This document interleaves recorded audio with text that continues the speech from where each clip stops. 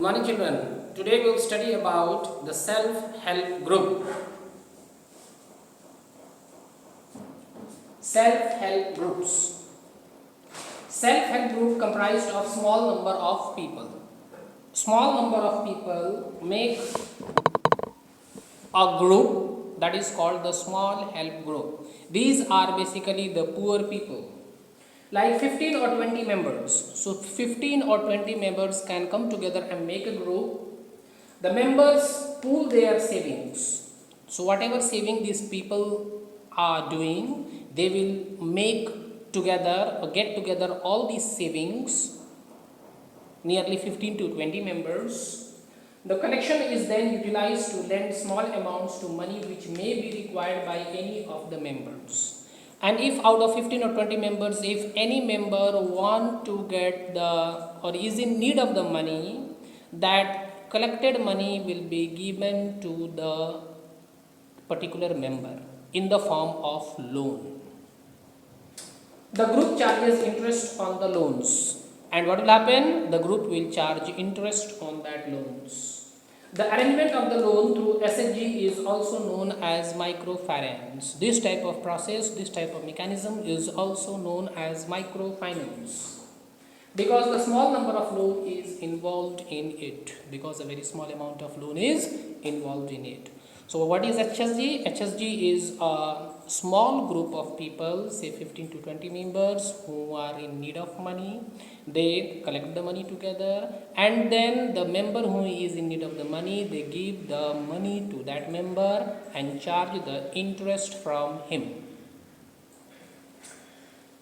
It was the Grameen Bank of Bangladesh which began experimenting with microfinance. So this microfinance process was started by the Grameen Bank of Bangladesh. The founder of that Grameen Bank of Bangladesh was Muhammad Yunus, who was given the Nobel Prize in 2006 for his efforts of improving the conditions of the poor. SHGs have helped immensely in reducing the influence of informal lenders. So informal lenders' influence has been stopped or has been reduced because of the formation of the SHGs, basically in the rural areas. Many big corporate houses are now encouraging or promoting SHGs at many places in India. Now we'll study what are the features of HSGs and what are the objectives of SHGs. Features: it comprises of 15 to 20 members. Neighbors together save small amount of regularly. So neighbors together can sit together and save a small amount of money. Saving may vary from members to members. Saving may vary from members to member. Some of the member may give more saving, some of the member may give less saving. Members can take small loan at low interest rate. Any of the member who is in need of the money can take the loan with a very small interest rate. Collaterals are not required. The biggest benefit in this is collateral or submitting of the property or a house paper or property paper is not required, or any type of gold in the form of collateral is not required. Repayment default is seriously followed by all the members. If there is a default, if the member is not able to pay back the money with the interest, then the members seriously sit down and solve the problem.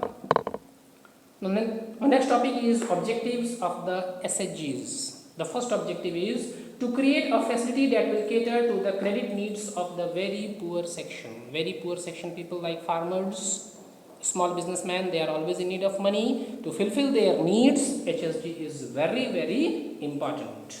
Target small and marginal farmers and rural artisans. In the village, there are farmers, small farmers, marginal farmers. There are also artisans who make various types of tools. For those people, SHG is very, very good. It inculcates the saving habit in the rural people. The rural people start saving the money to improve their conditions, to make it better through the HSGs. To enhance participation, the members participate, come together, participate, save the money, and then the money is transferred to the needy members. To improve capabilities of women, basically 90% of the women are actively taking part in this, so capabilities of the women also improve. To enhance the socio-economic base of the village, the village people start doing the business. As a result, because of this, the social and economic status of the village people improves.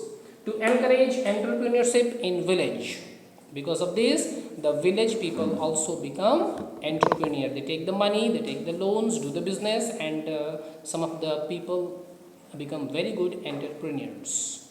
With this, we end this chapter. Thank you very much.